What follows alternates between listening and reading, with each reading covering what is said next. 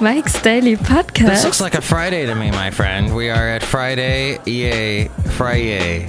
It is episode 1402, 1402. Mike Matthews broadcasting from Café Anyway, located somewhere in Podcastro Valley, Mont, the last place on earth. Today, Madame Rootabega, Valentino, Bison Bentley, plus the segment called Live and LOCO, because there's some LOCO things in the news. Mike's Daily Podcast. I was visiting with some lovely ladies yesterday. Mike's Daily Podcast. Yes, I call them lovely ladies. Hey, that sounds like Jerry Lewis. And then I went inside a coffee place and said, I can do this. I can drink a lot of coffee called Hippies Brew. They make delicious coffee that you can drink and tea. But they're Mike's Daily Podcast. Credit card reader thing will break down frequently, so bring cash. That's how it is. And Mike's in San Francisco, Daily that's often going on. Podcast. People can't pay all the credit card points that they got to pay for when they're a small business or what have you, and they say, hey, cash only, which I can't stand, because credit cards have rewards on them. The credit cards I have anyway all do rewards, and I love that, because then I can get like Amazon gift cards and whatnot later on. Look who just walked in. Hello, Michael Matthews. It's Madame Rootabega. Jeff Bezos is the richest man in the world. Ooh. Yeah, and it's funny because that was according to Bloomberg. He beat out Bill Gates, Jeff Bezos, the head of Amazon. Then, like about 5 minutes later, Bill Gates was back on top again. So it's very close between the two. But the fact is, the dude's rich. Look who else walked in. Hello there, Mike. This is Valentino, the parking attendant. And this is Bison Bentley. Do you know that? Mike, we want Chris Christie to be the president. Yeah, president. Do you know that? Well, the fact is that there is... Oh, somebody just discovered that there's pasta here at Café Anyway. Delicious pesto pasta.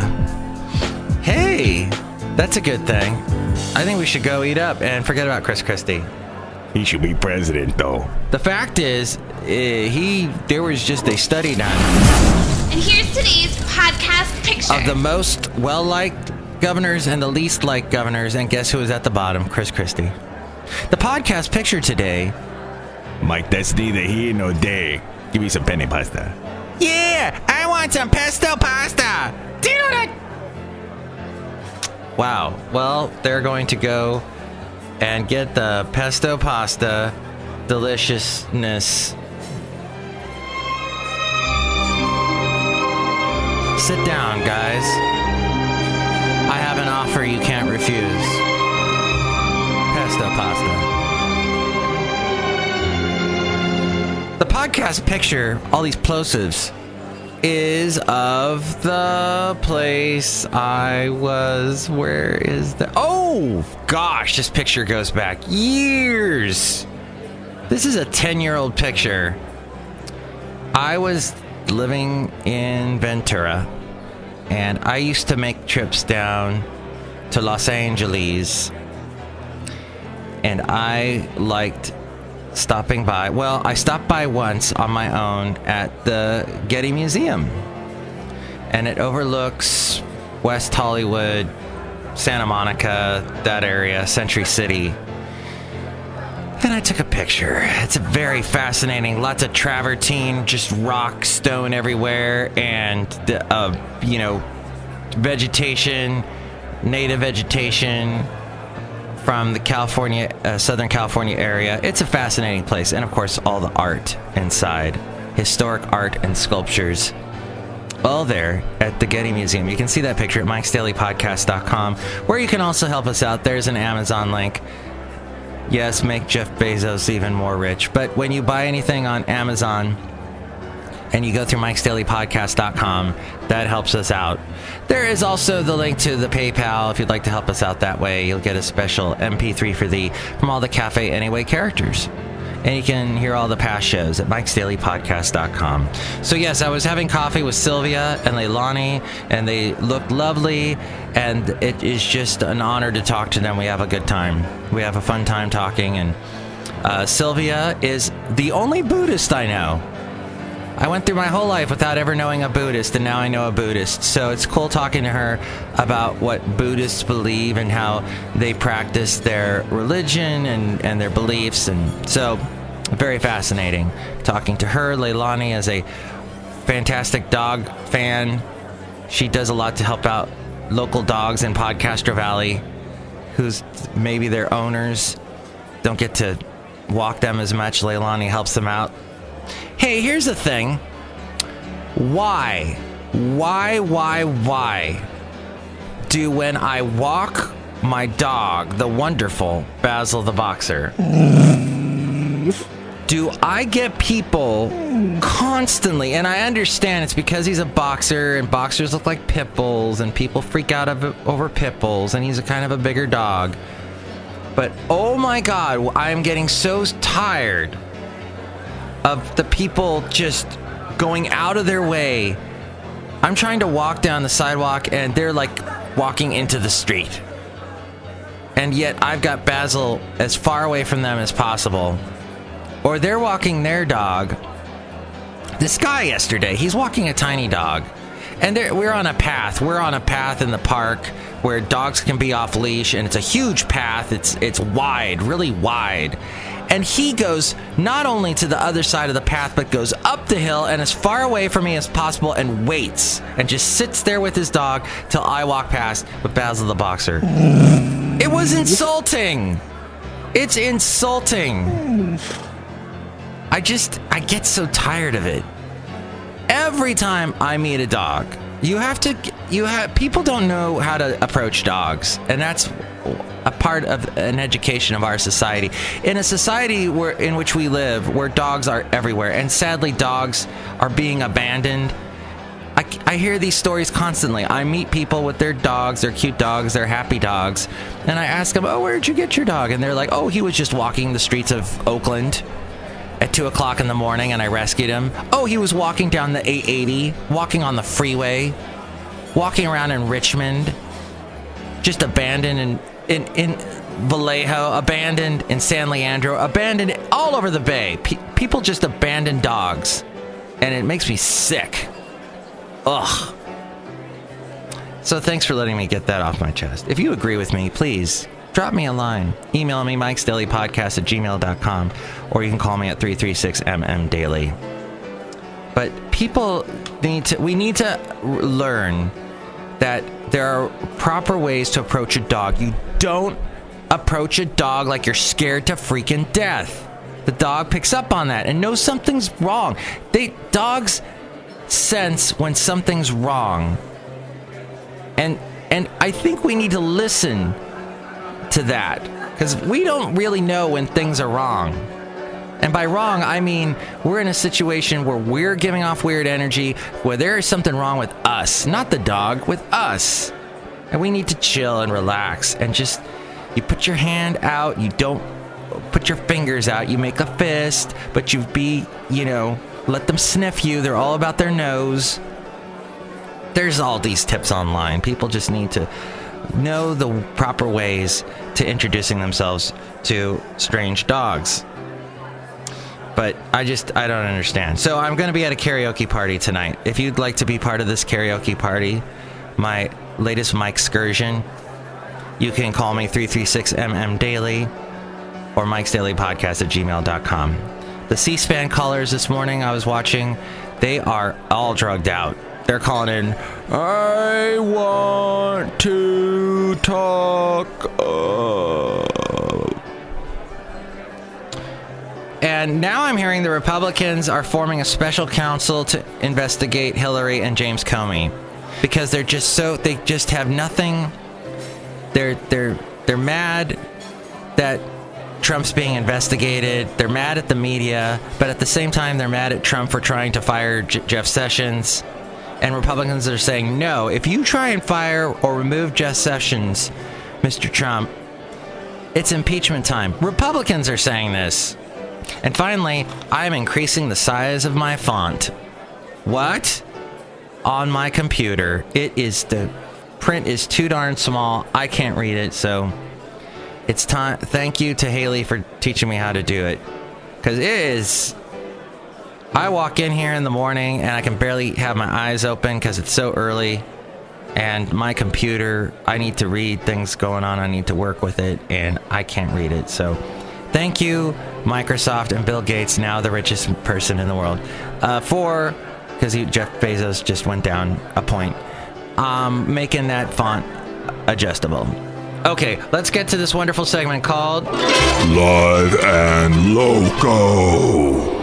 I would like to say Adobe Flash is a pain in my side, and I would have started this show, it's like 6:17 right now, I would have started this show way earlier, but every time I opened up an article, it would crash, and I'd have to do this funky thing to my computer and get it all restarted, and it just wasted time. So here I am, I'm using Microsoft Edge. Thank you, Bill Gates, for that. And I am reading an Associated Press story that says, it talks about that whole Senate bid to repeal Obamacare. Dealing a serious blow to Donald Trump's agenda, the Senate early this morning rejected, they worked late last night, rejected a measure to repeal parts of former Barack Obama's health care law after a night of high suspense in the U.S. Capitol. Unable to pass even a so-called skinny repeal, it was unclear if Senate Republicans could advance any health bill despite 7 years of promises to repeal Obamacare. This is clearly a disappointing moment, said Mitch McConnell.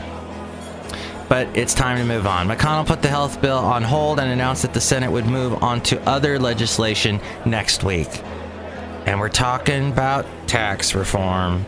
A key vote to defeat the measure was cast by John McCain, who returned to the Senate this week after receiving a diagnosis of brain cancer. In an impassioned speech, the day he returned, he had called for bipartisanship on major issues of national concern and returned to the regular order of legislating by committee, and he bashed the media because he wanted to appeal to Republicans who love bashing the media now. It's all about that.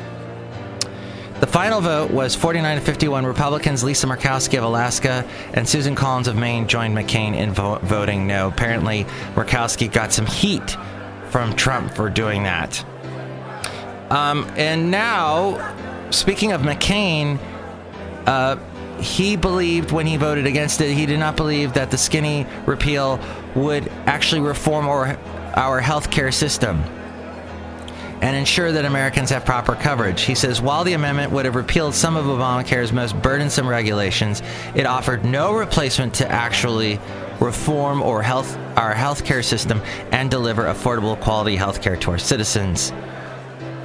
And the Speaker's statement that the House would be willing to go to conference does not ease my concern that this shell of a bill could be taken up and passed at any time. McCain cast the crucial surprise vote that killed the Senate GOP Obamacare repeal bill early this morning, at least temporarily. It ended the GOP's hope of eliminating former President Obama's signature legislation. Before voting, McCain would not say how he would vote, but he told reporters to wait for the show. McCain was seen giving Lisa Murkowski a thumbs down, signaling his intentions. And on to Russia. Let's see. Russia told the U.S. today that some of its diplomats had to leave the country they have to leave the country in just over a month. Some of our diplomats have to leave, and said it was seizing some U.S. diplomatic property as retaliation for what it said were proposed illegal U.S. sanctions. Russia's response, announced by the Foreign Ministry, came a day after the U.S. Senate voted to slap new sanctions on Russia, putting President Donald Trump in a tough position by forcing him to take a hard line on Moscow or veto the legislation and anger his own Republican Party. President Vladimir Putin had warned yesterday that Russia had so far exercised restraint but would have to retaliate against what he described as boorish and unreasonable U.S. behavior.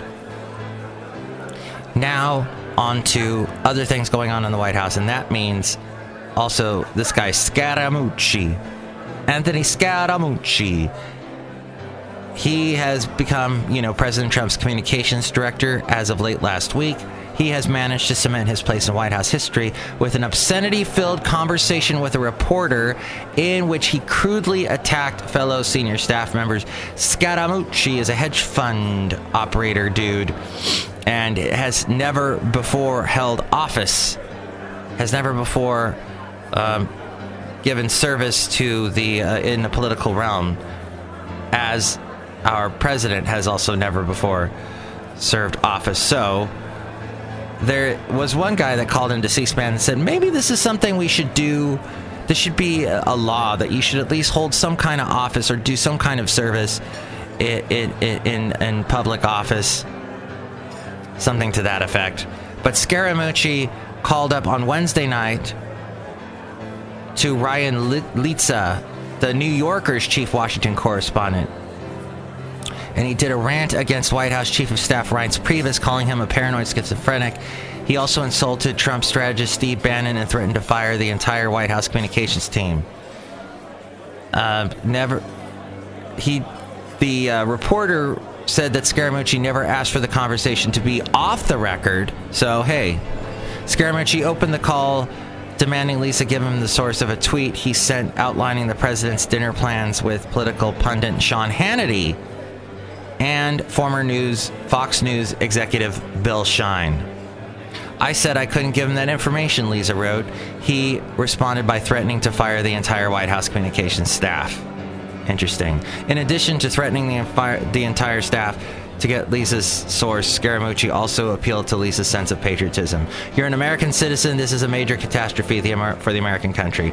So this guy Scaramucci is totally acting like the guy during his name escapes me, the Red Scare.